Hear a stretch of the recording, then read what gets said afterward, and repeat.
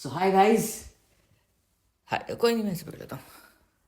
सो हमारा ये actually first एक टाइप का पॉडकास्ट ही है, क्योंकि रुबीना को एक्चुअली यहाँ पे 1 ईयर हो गया है। सो मैं एक्सपीरियंस पूछूंगा कि 1 ईयर में क्या एक्सपीरियंस किया, मतलब क्या स्ट्रगल है, क्या जो भी तुम बताना चाहो, एंड तुम्हारे बारे में, कहाँ से हो, स्टडी क्या है, सब कुछ है। तो मैंने इसको 3 पार्ट में डिवाइड किया है। ठीक है, पहला जो है वो डिवीजन है कि मैं तुमको फर्स्ट तुम्हारे बारे में, कहाँ से हो, क्या किया है, एजुकेशन वगैरह, एंड फिर उसके बाद है आपका ये, यहाँ पे आप कहाँ काम कर रहे हो, क्या पोस्ट है, क्या करना पड़ा, एंड जो सबसे इंटरेस्टिंग है वो है स्टीफेंस, क्योंकि वहीं पे थोड़े मसाले वाली बातें हैं। ठीक है, समझ आया? ठीक है, तो हम स्टार्ट करते हैं। कुछ पूछना है? नहीं, you can start. ओके, सो ये पकड़ लो, Okay. अभी तुम्हारे पास ही रहेगा। ठीक है, बहुत जल्दी हमारे पास माइक आ जाएगा। एंड ये वीडियो आप एंड तक ज़रूर देखिएगा। एंड ये वीडियो जो है 2 चैनल्स पे जाएंगी, एक मेरे, और क्योंकि मेरे चैनल पे ज़्यादातर व्लॉग्स आते हैं तो मैं वही कंटिन्यू रखूँगा। पर जितने भी हमारे पॉडकास्ट होंगे यूजली हम दोनों ही करेंगे किसी टॉपिक के बारे में, या कोई हमारे फ्रेंड्स आ जाएंगे, वो हम रुबीना के चैनल पे डालेंगे।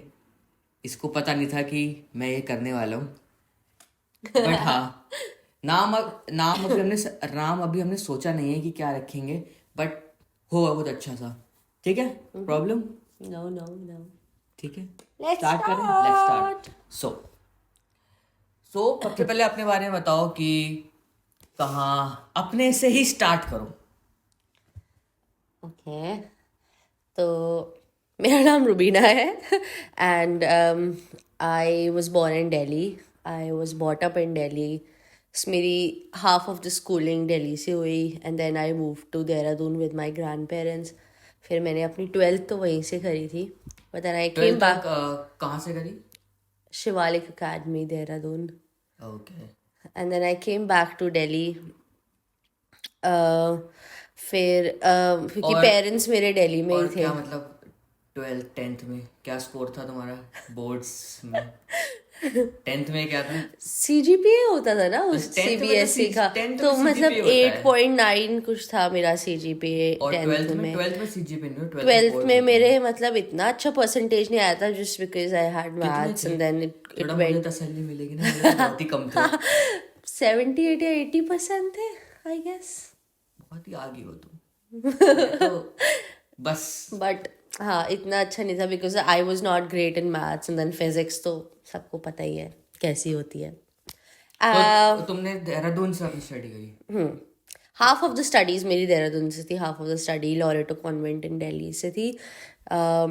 उसके बाद I came back to Delhi because my parents were here in Delhi.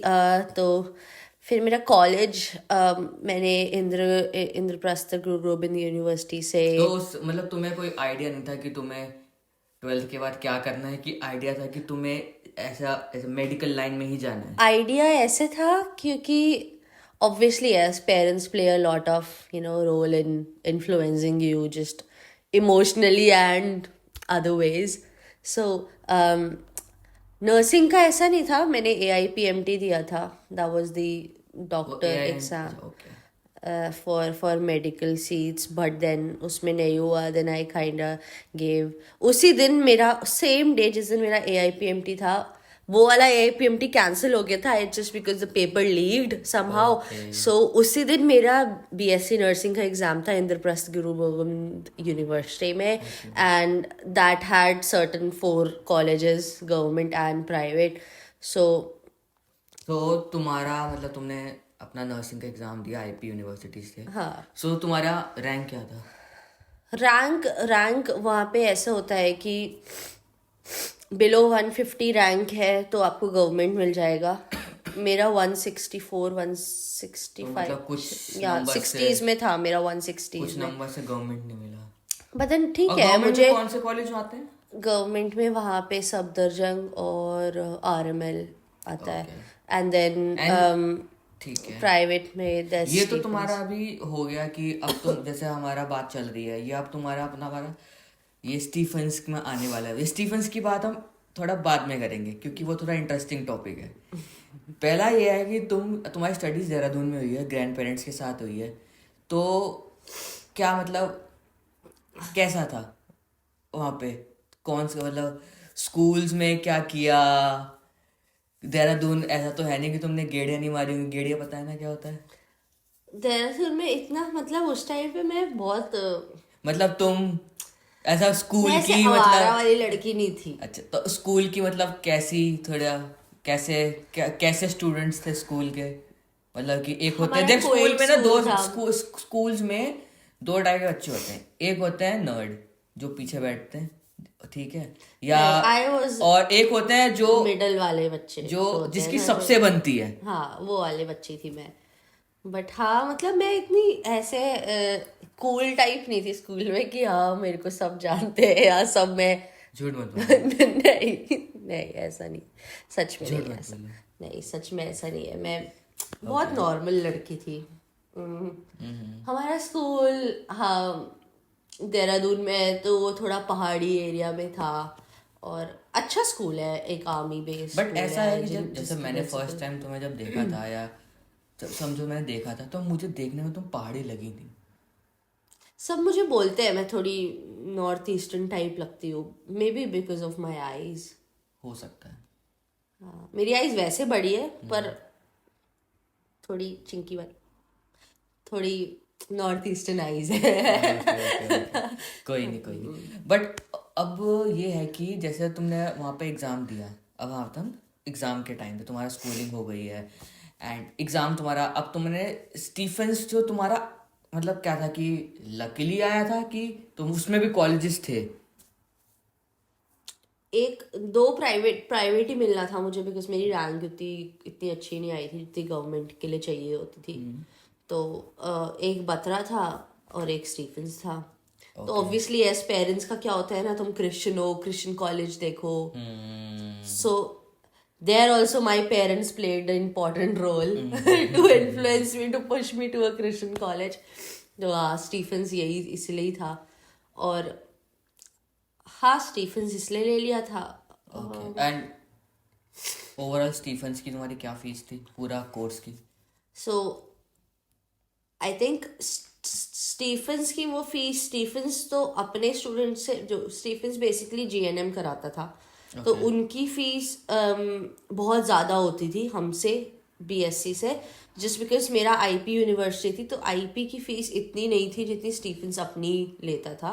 तो आईपी की फीस आई वुड से इट वुड बी 90,000 और 95,000 पर ईयर। पर वो एवरी ईयर आपकी ग्रेजुअली इंक्रीज होती थी। थोड़ा कुछ परसेंट हो जाता है। हाँ तो आई वुड से लाइक 4 years का कोर्स है तो you need like 4 lakhs in an average amount तो अब टू हम स्टडी। जैसे कि तुमने अब स्टीफेंस में, अब हम स्टीफेंस के बारे में बात कर रहे हैं, ठीक है। पहले तो ये बताओ स्टीफेंस में अच्छी चीज़ क्या हुई और बुरी चीज़ क्या हुई? मतलब बुरी चीज़ का मतलब कि ना हो गया स्टीफन से मेरा। Stephens was all over a mixture of देख emotions. जैसे मैं मेरे घर में भी मतलब मेडिकल स्टाफ से हैं, तो मेरा भाई है, सिस्टर है, तो वो जब भी बात होती है वो ये कहते हैं कि अगर स्टीफन में काम कर लिया तो तुम कहीं भी काम कर लोगे, ऐसा है।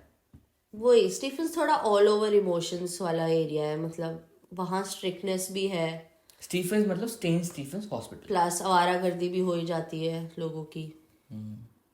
तो मतलब हाँ मतलब स्टीफन स्ट्रिक्ट है as in working space as और एक स्टडिंग बेस पे।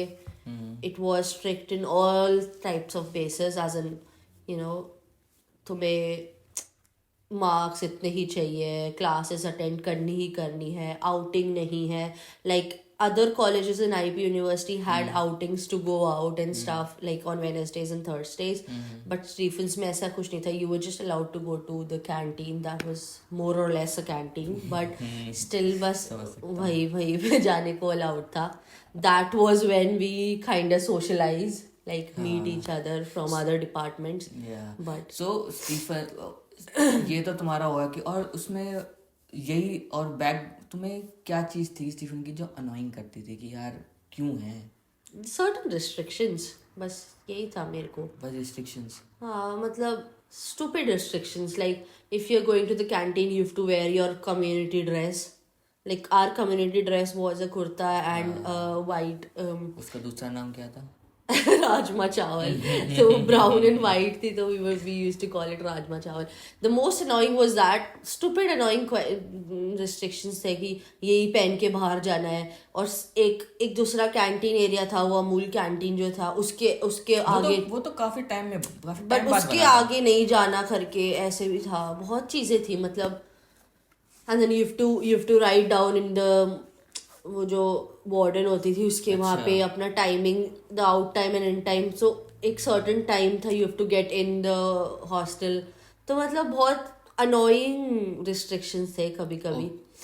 बट मुझे पढ़ाई और उनसे रिलेटेड, पढ़ाई बहुत अच्छी है स्टीफंस में, टीचर्स आर ऑसम लाइक. तो उनसे कभी प्रॉब्लम नहीं हुई. ऐसी कोई स्पेशल टीचर जो तुम ऐसा है कि उनसे सीखा यार ये इसको उसको आता है? मुझे सबसे ज़्यादा बहुत ज़्यादा इन्फ्लुएंस मेरी मिडवाइफरी की 4th ईयर में आके बहुत मैं इन्फ्लुएंस हुई थी. रेनू मैम थी एक, she was a midwifery teacher. तो उनके वर्ड्स, वो थोड़ी स्ट्रिक्ट थी एज एन, वो कुछ भी बोल देती थी हमें, मतलब कुछ भी गलत करो. But then she had her own perceptive of her own subject. तो वो मास्टर्स इन मिडवाइफरी थी. She was a professor in of midwifery. तो उनका थोड़ा मतलब वो था कि क्यों वो बहुत अपने सब्जेक्ट को इम्पोर्टेंस देती थी. मतलब उनसे ही मैंने सीखा कि अगर आप कुछ भी कर रहे हो तो उस चीज़ को इम्पोर्टेंस कैसे देना है. तो she used to influence me a lot. Otherwise everybody was nice as an, कोई जैसे किसी से.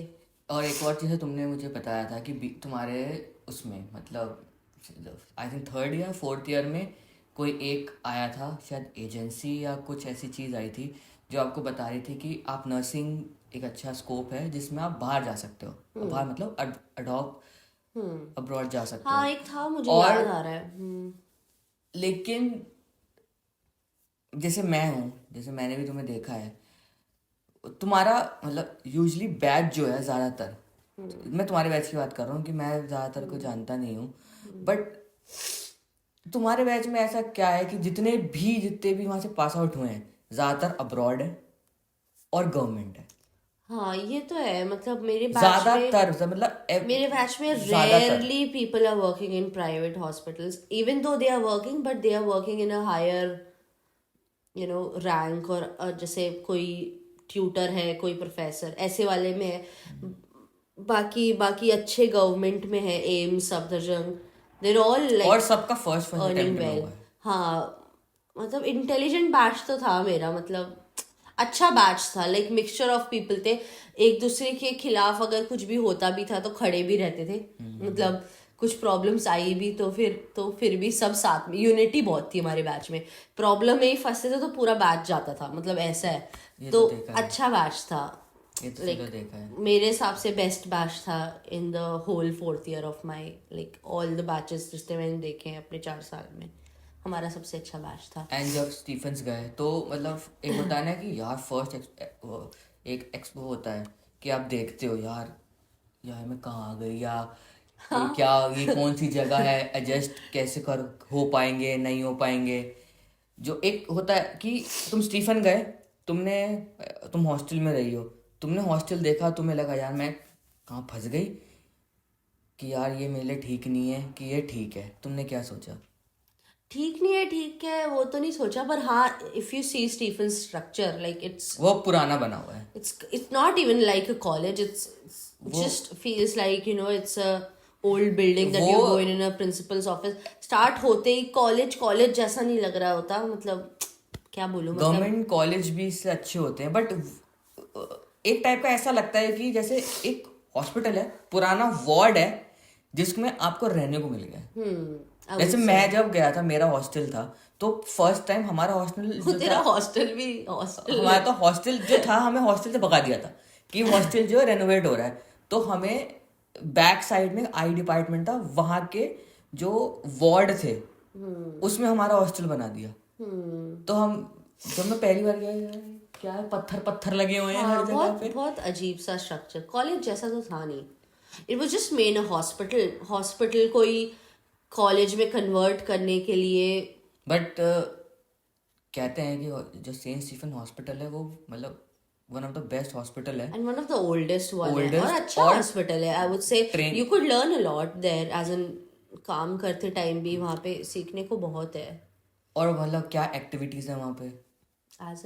एज एन मतलब कि ये तो तुम्हारा हो गया कि एक पढ़ाई पढ़ाई पढ़ाई, उसके अलावा एक्स्ट्रा करिकुलर एक्टिविटीज़ होती हैं, उसमें क्या करते हैं.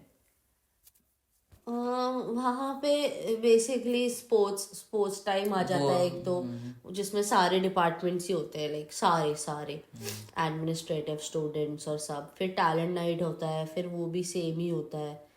Like extra curricular activities I would say इस फर्स्ट ईयर में मुझे याद है we had outing trip for whole batch. Like we were the only batch who went to adventure island.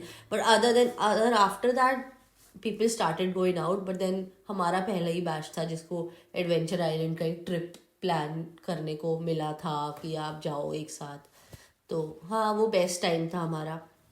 चलो अच्छी बात है, तुम बेस्ट टाइम वहाँ पे निकाला. हाँ, मैं मिला हूँ वहाँ पे.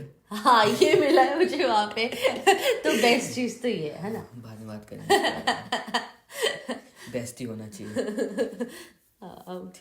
सो अब तुमने वहाँ पे कितने साल काम किया है. 4-5 साल. 4 साल तो मेरा कॉलेज. ओह हाँ, एक 1.5 साल या 2 साल. 2 साल के करीब किया है. हाँ. देन तुम्हारा सारा अब उसके वहाँ से मतलब एक अच्छा एक्सपीरियंस लेके गए हो, जो तुम्हारा इस्तेमाल यहाँ हो रहा है कि नहीं हो रहा है आगे आगे लाइफ में. If you come outside to work तो टोटली काम वही है एज एन. मतलब एक सेंस होता है ना कि हाँ चलो मुझे आता है, मतलब मुझे पता है कि यहाँ पे थोड़े एडवांस है. आपको आने का भी यहाँ जैसे आपको सब आता है. भले आप 12 साल के एक्सपीरियंस के साथ इधर आ रहे हो, भले आप 10 साल 1 साल, आपको रहना वही बैंड 5 में. तो यहाँ पे ये लोग अपने हिसाब से वही ट्रेन करते हैं आपको. तो एंड एक बार वो बता दो कि मतलब एक क्या प्रोसेस होता है कि आप कैसे आ सकते हो अब्रॉड वर्क कर सकते हो. सो यूके Especially का nursing प्रोसेस का मुझे आइडिया है अच्छे से क्योंकि I mean obviously in UK. तो यूके का प्रोसेस ये है, first of all you need a passport. Obviously, yes. Before the passport, you cannot give your OET or IELTS exam. passport की IELTS list is a English. हाँ, IELTS is an English exam and OET. It's a medical based English exam. So yeah, तो you need a passport before. अब मैं passport की story आपको बताता हूँ. इसका जब पासपोर्ट अप्लाई कराया था, पासपोर्ट अप्लाई और हमने कराया था आई थिंक 2019 नहीं 2020 कोविड का जब सेकेंड वेव आई थी उससे पहले दिसंबर या जैन था समथिंग. और पोर्टल्स खुल गए थे, अपॉइंटमेंट मिल गई थी. और जब डेट थी एक हफ्ते बाद की कि आपको पासपोर्ट ऑफिस आना है, अपने डॉक्यूमेंट वेरिफिकेशन करानी है, तभी कोविड सेकेंड वेव आ गई. एंड 6 महीने ऑफिस बंद रहा. और हमें यही नहीं पता कि हमें मिलेगा नहीं मिलेगा. कॉल्स कर रहे हैं, कॉल का भी नहीं पता है कि पासपोर्ट का क्या हो रहा है, क्योंकि विदाउट पासपोर्ट आप आइल्स नहीं दे सकते. तो एक 6-7 महीने बड़ा टेंशन था. That's what problem just caused. This delayed for me a lot for IELTS and stuff. Okay, so passport हो गया, उसके बाद क्या. तो passport, then you apply for your IELTS exam or OET. I gave IELTS. OET must be, people say it's quite easier, but it's just expensive. But otherwise, people say OET is much more easier than IELTS. Okay. But I gave IELTS. So after giving your IELTS, you would need a overall score of 7 bands. Like overall, every department you need a 7. A 6.5 in one can do, but like 7 in all, and overall should be 7. So ये है 4 sections होते हैं IELTS में. It's an English exam, people would know I guess. So it's like writing, speaking, listening and 101 interview. Yeah, that's speaking, listening, writing, reading, and Yeah. So you need like writing can go with 6.5. Writing they score it's very difficult to get even 6.5 in writings. So writing में 6.5 चलता है, बाकी other sections you need like 7. So that's a score for UK. But otherwise, if you want to travel in other countries like Australia or Canada, or Australia needs 8, like total in 8. Otherwise, Canada would do in 6.5, I guess. I'm not Same with really Malta. sure. Yeah, Malta was much more easier, but then the process would take loads of time, and then loads of money would be spent. But UK was difficult, but then I would say is easier than other countries. So yeah. Overall कितना time लगता है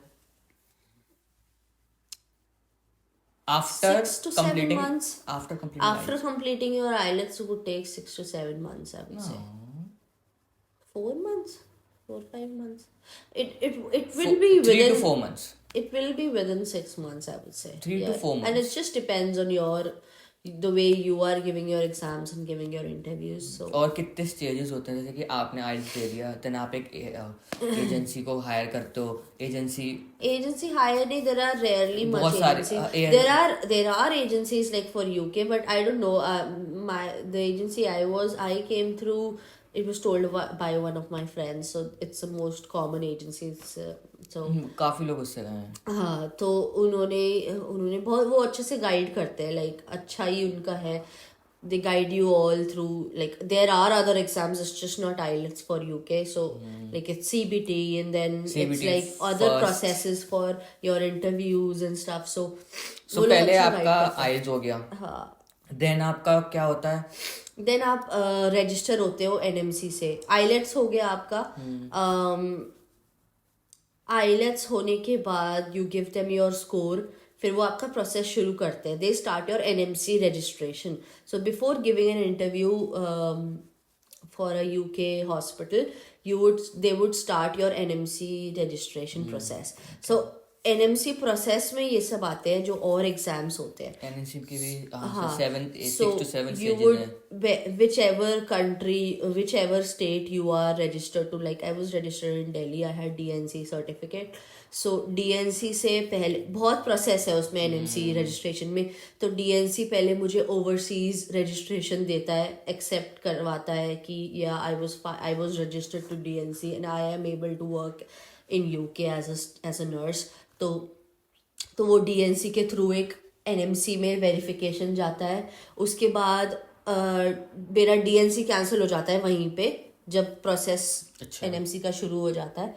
तो उसके बाद मेरा फिर आता है CBT exam. CBT exam is just a computer based exam in which you get like multiple choice questions and drug calculations, और ये सब होते हैं. 2 टेस्ट होते हैं उसमें. ड्रग कैलकुलेशन एक मल्टीपल चॉइस क्वेश्चंस का होता है.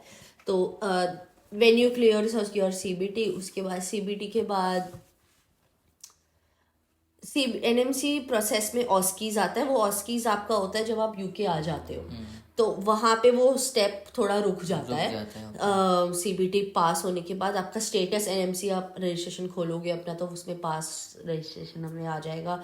And then you start giving your interviews. That these people also help, the agencies also help you to give interviews. So they kind of arrange your interviews, they tell you the dates, they also prepare you for interviews actually. Even though my agency was in Kerala, they used to regularly call me or email me things like to prepare myself for an interview. हाँ, तो ऐसे ही interview होता है. फिर interview होने के बाद हम इंटरव्यू का स्टेज क्लियर कर लोगे तो वो आपको यहाँ से या UK से एक COS भेज देते हैं. वो COS आने में टाइम लगता है. Like after COS is just confirmation of your scholarship to come to UK. तो वो आता है. उसके बाद I guess it's just flight tickets and your like preparation to come to. ठीक है, बीच में बहुत सारा तुमने गायब कर दिया, वो मैं बताता हूँ. ठीक है, मैं बताता हूँ. तो फर्स्ट सबसे पहले आपका आइल्स होता है. देन आप उसके बाद अपना स्कोर एजेंसी को देते हो, जो भी आप किसी भी एजेंसी के साथ आप टाइप हो या करना चाहते हो. ठीक है. सो हमारी जो एजेंसी थी उस एजेंसी पे हमें कोई एक्स्ट्रा पैसे नहीं देने पड़े, ठीक है। सो फर्स्ट आपका आता है NMC registration. You just have to pay for your processes like visa process, OI visa process मैं बता रहा हूँ। तो फर्स्ट आपका मैं याद दिला रहा हूँ क्या क्या हुआ था, ठीक है, इसलिए क्योंकि हर समय मैं था, हर जगह मैं था, हर चीज मैंने करी है। टीबी टेस्ट एंड स्टफ भी है। हर जगह ये अगर कहीं पे गई है तो मैं हूँ, अकेले नहीं छोड़ा मैंने।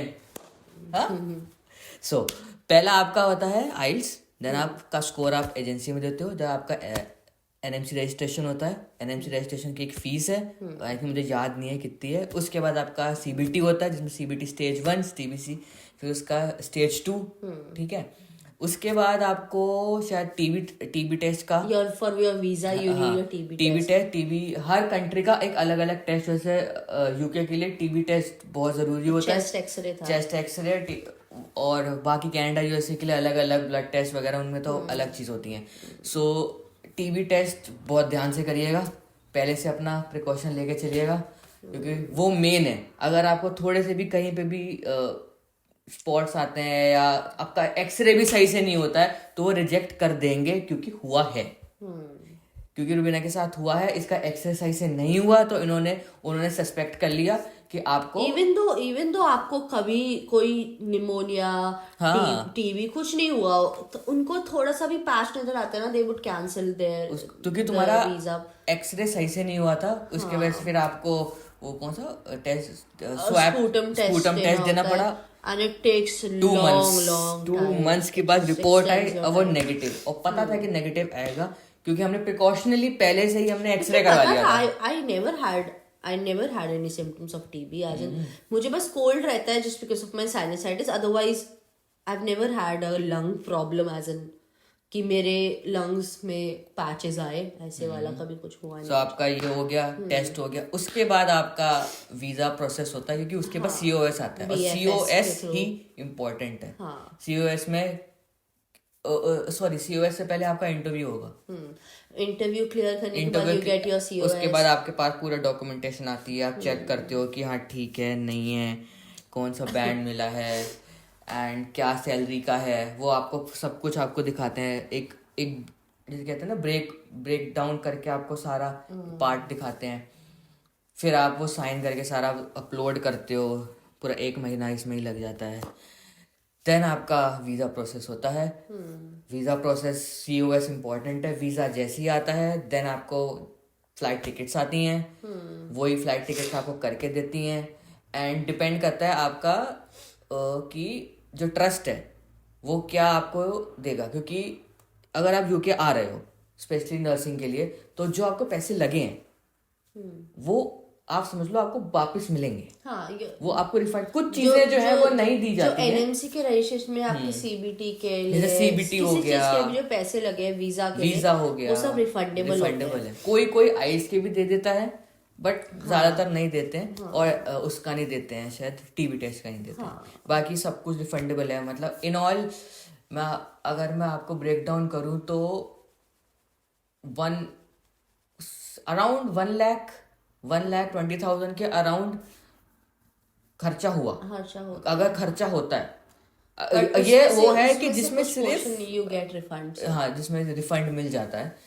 बट अगर आप ट्राई करो तो आपके पास ज़्यादा होना चाहिए, क्योंकि बहुत सारी चीज़ें होती हैं। आप टेस्ट के लिए जाते हो, कभी कभी क्लियर नहीं होता, दोबारा करना पड़ता है, बहुत सारी चीज़ें हैं जो एक्स्ट्रा लेके चलना चाहिए। तो मैं आपको सजेस्ट करूँगा कि आप अराउंड 2 लाख लेके चलो, जिसमें आपका अगर आपका हर चीज़ अच्छे से हो जाता है तो फ्लाइट टिकट उनकी तरफ से होती है। देन आपका यूजुअली आपका पैकिंग हो गया, बैग्स हो गए, आपको क्या क्या चीज़ें लेके आनी, हाँ क्या क्या चीज़ें आप, मतलब आपका टिकट हो गया तो आप क्या क्या चीज़ें आपको इम्पोर्टेंट है कि आपको क्या लानी चाहिए। आई वुड से हर चीज़ यहाँ मिल जाता है। अब जो लोग यहाँ पे आए थे उनका मेरे को यही था कि just a pressure cooker would be necessary because यहाँ पे बहुत rarely आपको, because eventually you would make stuff in a pressure cooker। और pressure cooker especially उसका इंडक्शन, बिकॉज अब हमारे घर पे भी यहाँ पे भी सब कुछ इंडक्शन जैसा ही है। You would get like lighting वाला गैस, बट रेयरली होता है घरों में, ज़्यादातर इलेक्ट्रिक वाला होता है, इंडक्शन वाला.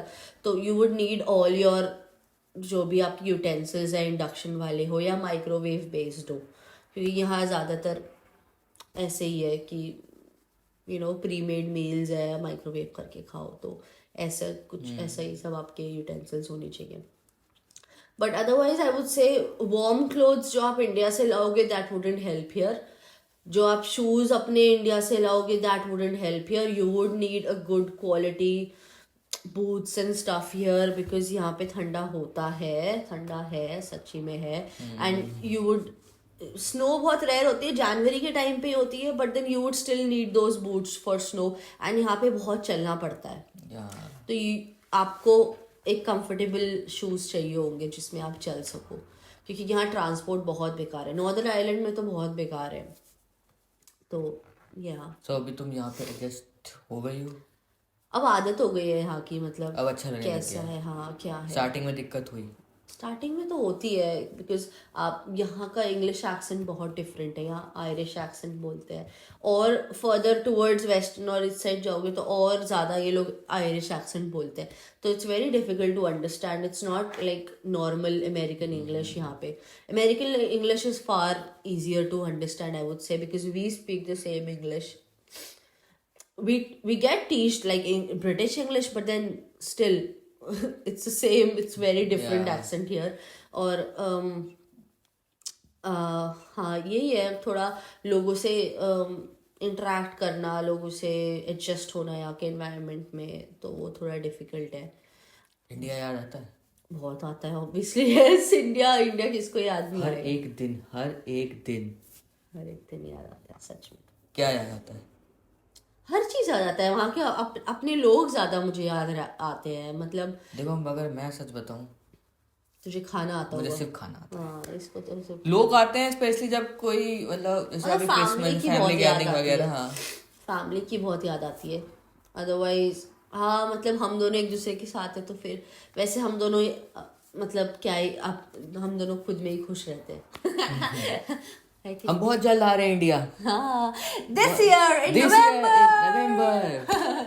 हाँ, तो यही है.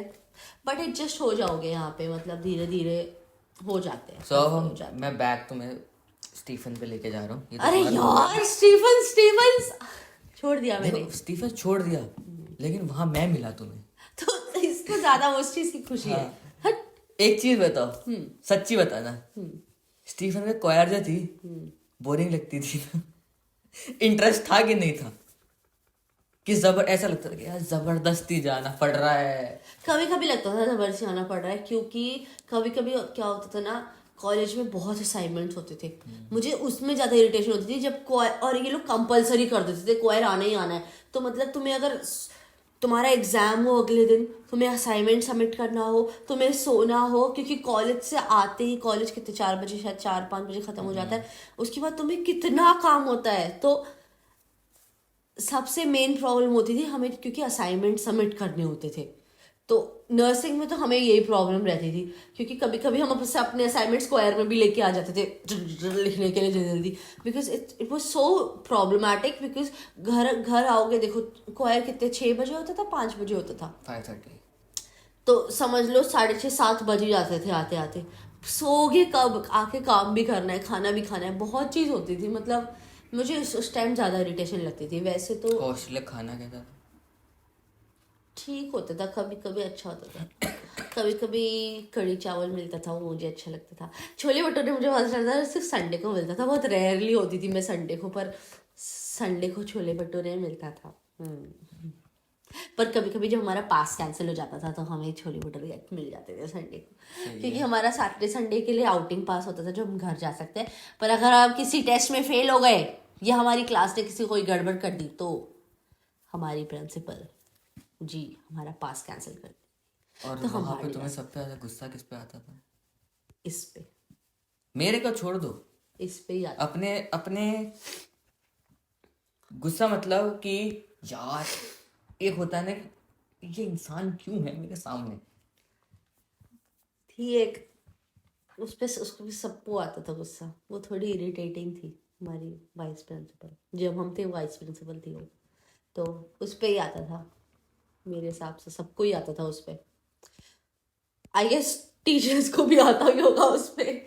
वो जान निकाल देती थी लोगों की, मतलब इरिटेटिंग थी, इरिटेटिंग मतलब उसको जानबूझ के उसको पता था कि लोग मेरे से डरते हैं, पर उसकी पीठ पीछे ऑब्वियसली हर कोई बुराई करता था, बट देन उसको पता था लोग मेरे से डरते हैं, लोग मैं तंग कर रही हूँ लोगों को, पर वो फिर भी करती थी। तो ऐसे लोग काम पे भी होते हैं कि हाँ ऐसे आप कहीं काम पे जाओगे, क्या मतलब हाँ, कहीं पे भी जाओगे जानबूझ तो के। कोई ऐसा जना होता है तो इसको चुल होती है कि इसको बोलो ना करने के लिए, क्यों नहीं कर रहा है ये? हाँ हाँ, वो कि तो खाली ऐसी कैसे बैठा हुआ है या हाँ, खाली कैसे बैठी है, उसको कुछ तो ऐसी करो। था चल। तो आई गेस ये इंडिया में है कि यहाँ पे भी है ऐसा?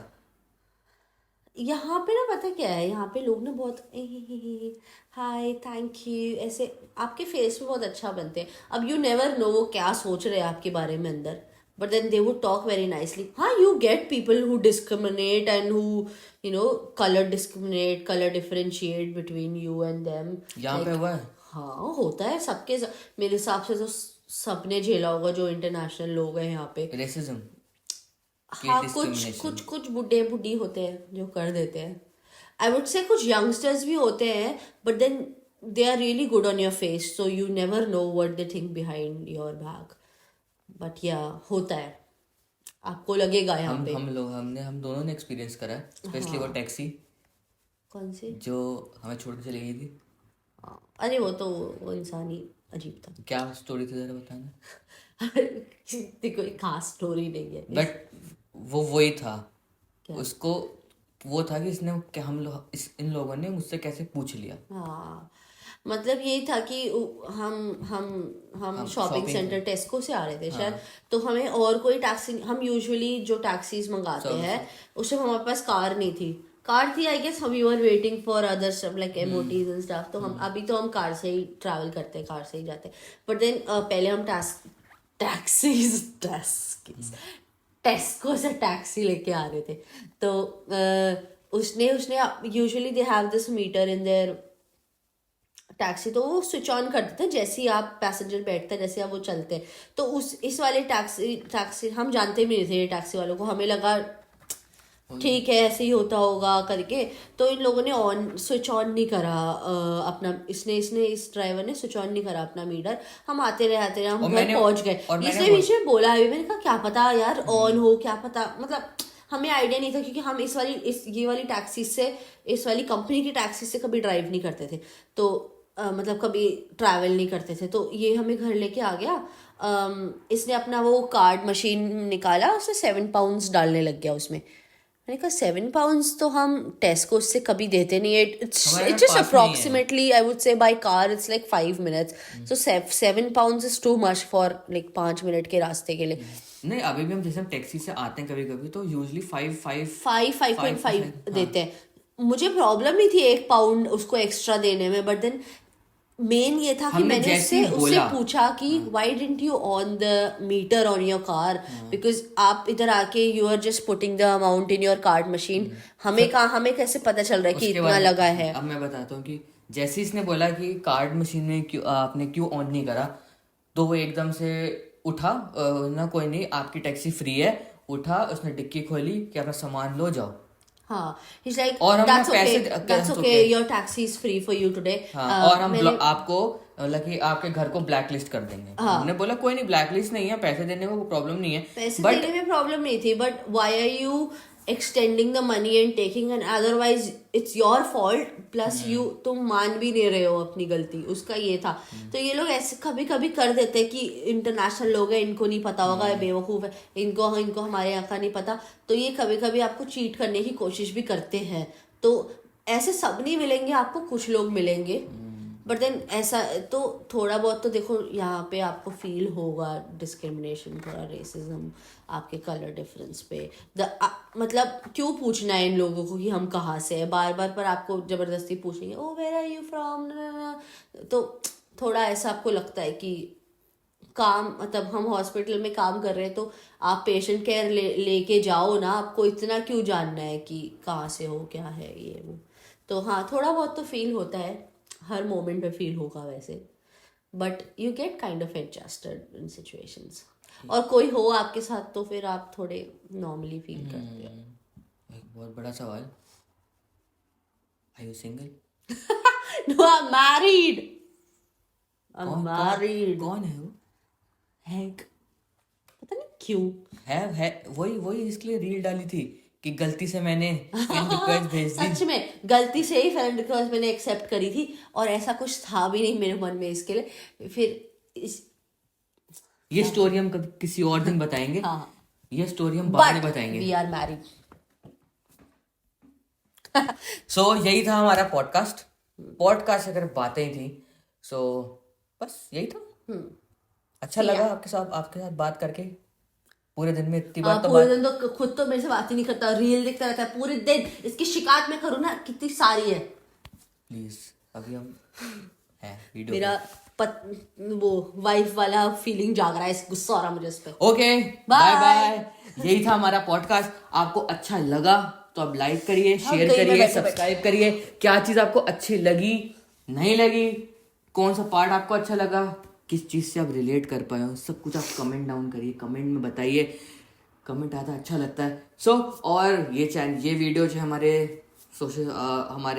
सोशल मीडिया पर जाएंगे, जैसे कि इसके पे तो जाएंगे नहीं, मेरे यूट्यूब पे जाएंगे. मैं फेसबुक पे भी डाल दूंगा. रुबीना बोलते फेसबुक पे डाला करो, तो मैं फेसबुक पे डाल दूंगा. एंड रुबीना का एक चैनल मैंने बनाया है, उस पर सिर्फ पॉडकास्ट आएंगे, हमारी बातें आएंगी. बस वो उस पर ही आएगा और मेरे में ब्लॉग आते रहेंगे, तो आप जरूर देखिए. Stay tune.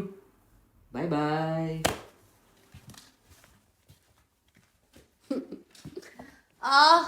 थक गई मैं.